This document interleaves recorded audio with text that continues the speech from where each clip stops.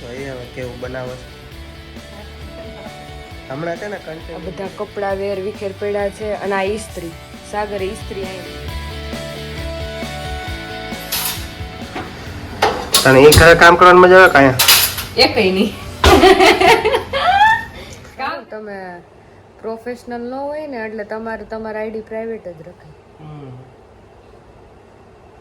Welcome back to a new vlog I hope તમે બધા મજામાં હશો તો આજે છે દશેરાનો બીજો દિવસ ગઈકાલે હતા દશેરા અને મેગા ફાઇનલ તો રાત્રે અમે લોકો બહુ લેટ આવ્યા મીન્સ કે સવારે 5:30 આવ્યા અને પ્રમ દિવસે 9મા નોરતે જ મેગા ફાઇનલ રાઉન્ડ હતો કે જે 9 દિવસના ખેલૈયાઓ હોય એમાં જેનો ફર્સ્ટ સેકન્ડ થર્ડ નંબર આવ્યો હોય એનો પછી લાસ્ટ ડે મેગા ફાઇનલ હોય તો એ 9મા દિવસે હતું પણ એ કેન્સલ થયું કેમ કે બહુ વરસાદના કારણે 11:30 સુધી બધા રમ્યા પછી 11:30 બહુ વરસાદ આવવા માંડ્યો એટલે પછી કેન્સલ થયું અને પછી બીજે દિવસે પોસ્ટપોન રહ્યું એટલે ગઈકાલે હતું તો અમે આવ્યા સવારે 5:30 ત્યાંથી ફ્રી થઈને ગરબા રમીને તો અત્યારે હજુ ઉઠ્યા છીએ સવારના વાગ્યા છે 11:30 અને ચા પાણી નાસ્તા થઈ ગયા છે અને ઘરનું બધું કામ કેમ કે 8-9 દિવસથી નવરાત્રિમાં હું મારા મમ્મીના ઘરે હતી અને હવે આ ઘરે આવી ગઈ છું તો ઓલરેડી એ કામ તો બધું ભેગું થયું જ હોય અને એમાં અત્યારે સવારે નાસ્તા કરીને અત્યારે 8-9 દિવસના કપડાં ને બધું ભેગું થઈ ગયું છે અને આજે આખો દિવસ મારી લેફ્ટ રાઈટ લેવાની છે અને એમાંય આજે મેં ઓફિસ ઉપર રજા મૂકી છે કે એક દિવસમાં મારું બધું કામ નિપટાવી શકું હું તમને દેખાડું કે બેડરૂમ બહારનો હોલ કિચન ગેલેરી બધું બહુ ખરાબ થઈ ગયું એટલે આજે તો મારી લેફ્ટ રાઈટ લેવાની છે અને સવારથી સાંજ સુધી હું કામ કરીશ ને ત્યારે ભેગું થશે અને એ 1-2 દિવસ આ કરવાનું ત્યાં પાછું દિવાળીનું કામ ધૂ ઝાડા કચરા ઝાડા એ બધું આવી જાય એટલે હવે અત્યારે તો સાફ સફાઈમાં બાકાજીકી બોલવાની છે તો વિડીયો જોતા રહો તમે ઘરની હાલત આ બધા કપડાં વેર વિખેર પડ્યા છે અને આ ઈસ્ત્રી સાગરે ઈસ્ત્રી અહીં મૂકી છે બહારના કપડાં હજી આમને બધા પડ્યા છે તમે જુઓ આ હોલની હાલત પણ કાંક એવી છે જો ચા પાણી નાસ્તા અહીંયા કરેલા છે અહીંયા બધા કપડાં પડ્યા છે બધું ટૂંકમાં વેર વિખેર પડ્યું છે અને બધું સાફ સફાઈ કરવાની છે મહેનત પછી ઘર થઈ ગયું છે ચોખ્ખું ચણાટ અને રેડી એ દેખો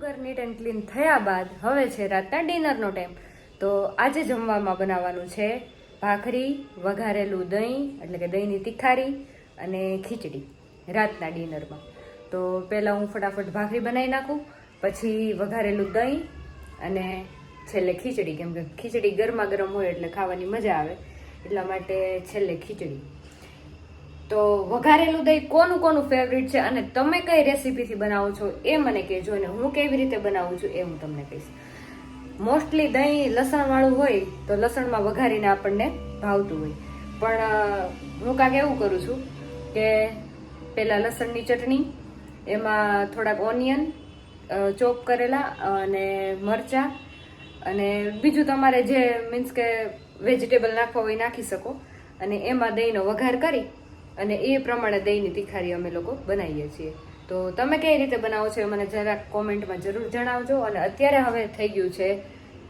ભાખરીનો ટાઈમ તો સૌથી પહેલાં હું બનાવીશ ભાખરી બનાવવાની તૈયારી થઈ ગઈ છે શરૂ તો ગાઈસ ભાખરી બનીને થઈ ગઈ છે રેડી એ દેખો હવે બનાવવાની છે દહીંની તિખારી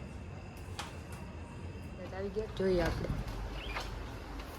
આવો આવી ગયા શું લાવે છાસ દૂધ દહીં પાપડ શું કરો છો ભાખરી બની ગઈ છે અને દહીંની તિખારી તમે કીધું હતું ને દહીંની તિખારી બનાવવાની દહીંની તિખારી બનાવવાની ડુંગળી ને લસણ સુધારવાનું પાણી વાળી કરો છો કે એમાં દહીંમાં થોડું પાણી નાખવાનું હોય તો છાશ થઈ જાય હા આની પેલા છાશ જ કરી હતી ક્યાં આની પેલા છાશ જ કરી હતી છાશ નથી કે એમ નહીં છાશ નથી થઈ એ તો તમે બધું રાઈ ને જીરું ને બધું તમે નાખતા હોય એટલે થાય તિખારીમાં દહીં ડુંગળી હોય ડુંગળી નાખવી પડે ને ડુંગળી મરચા ટમેટા નો નાખે નહીં તો થોડુંક આમ કેમ કે દહીં ઓલરેડી ખાટું હોય તો ટમેટા ખાટા બે ભેગું થઈ જાય તો આમ ન હાલે ને. એટલે એમાં ટમેટા ન હોય. જોઈએ હવે કેવું બનાવસ. હમણાં છે ને કન્ટિન્યુ મહિનો દિવસ અહીં રહેશે એટલે હું છે તારે વાંધો ન આવે નકર પછી ભૂલી જશો. અઠવાડિયે મમ્મી ને આવી જાવ તો પછી ભૂલી જાવ. હા મારા નારાયણને ટિફિન નો ચાલુ રાખવા. તમારા ઓલા રૂમમાં બેડરૂમમાં ડ્રોવરમાં પડ્યા તો એટલી ત્યાં સુધી તીખારી બનાવું ત્યાં સુધી ના નહીં ભૂખ મરી જાય જલ્દી બનાવો. જલ્દી ન બને તો તમે બનાવી માથે એટલા માટે ઉભો છે કે પાણી નો થાય ને એટલા માટે પાણી દહીં નહીં થાય એક કામ કરો તો તમે બનાવી લ્યો. તો લાવ હું બનાવું. તમારે પછી બનાવો ને તો આખું પ્લેટફોર્મ પછી સાફ કરવું પડે મારે એટલે એમ થાય કે આખું બનાવી એ ડબલ મહેનત વધી જાય. લાવ બનાવું. ના થેન્ક યુ. તને એ ખરે કામ કરવાની મજા આવે કાંઈ? એકઈ નહીં કામ કરવાની મજા ક્યાંય ન આવે લે. કાંઈ આવા ઉજાજ નથી. હવા ઉજાસ લે તો હવા ઉજાસ નહીં આવી છે પણ મમ્મીનું ઘર મમ્મીનું ઘર. એવું એમ? એવું.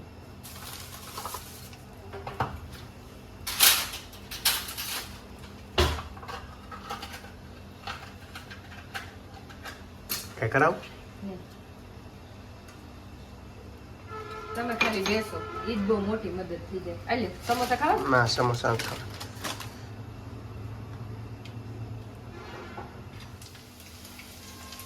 થઈ ગયો વગર?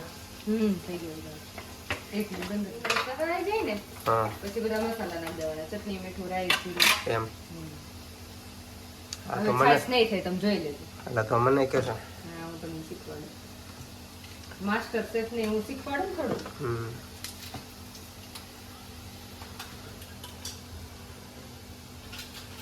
પછી ગેસ બંધ કરી દેવાનો કેમ કે વધારે તેલ આવી ગયું હોય ને તો છાશ થઈ જાય પાછી. એમ જોઈએ હવે.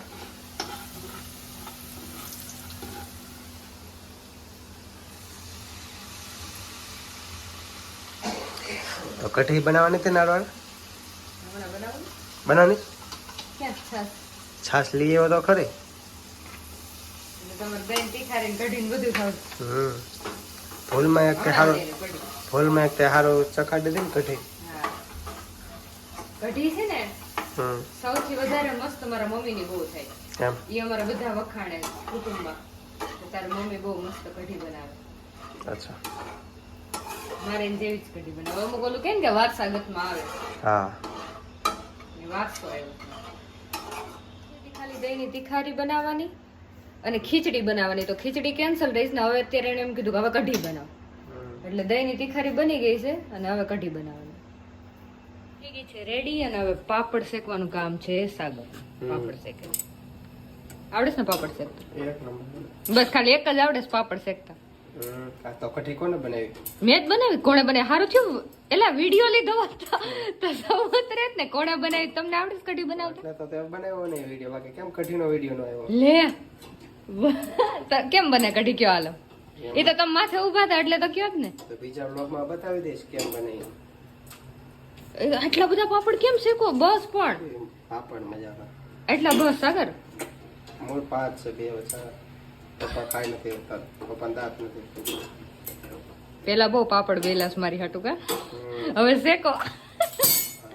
હાલો પાપડ બહુ ખાધા. હા મસાલા પાપડ હાલો ચાલો રેડી. થઈ ગયું છે કમ્પ્લીટ અને આજના વ્લોગનો અહીંયા જ એન્ડ કરીએ છીએ. હજુ જો તમે 9મા નોરતાવાળો વ્લોગ ન જોયો હોય તો જલ્દીથી મારી ચેનલ ઉપર જઈને જોઈ લો અને વિડીયો ગમ્યો હોય તો લાઈક શેર સબસ્ક્રાઈબ જરૂર કરી દેજો. Thank you.